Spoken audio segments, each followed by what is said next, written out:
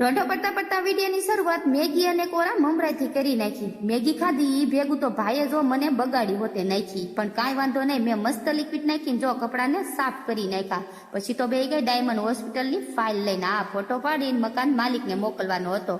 બહારનું વાતાવરણ જોયું ને તો મને તો મજા આવી, એટલે ખાટલાને બહાર કાઢ્યો. ત્યાં તો બેન મને કે હાલ મમ્મી હું તને વાસણ ધોઈ દઉં. દીકરીઓ હોય ઈ ડાયું હોય, પણ દીકરા હોય ને ઈ માનતા ના હોય, પણ જો આવા હોય. પછી તો બેન એનું લેસન પૂરું કરવા બેહી ગયા ને હું મુખવાસ બનાવીશ ને ઈ પેલા ગોટલી પૂરી થઈ જાય. પછી તો જો મેં મસ્ત મસ્ત કપડા અંકેલીને સીધું લસણ ફોલવા બેહી ગઈ. ભાઈ ભૂખા થયા, ભાઈએ સેવડો લીધો અને મેં લીધો શેણાના લોટનું પેકેટ.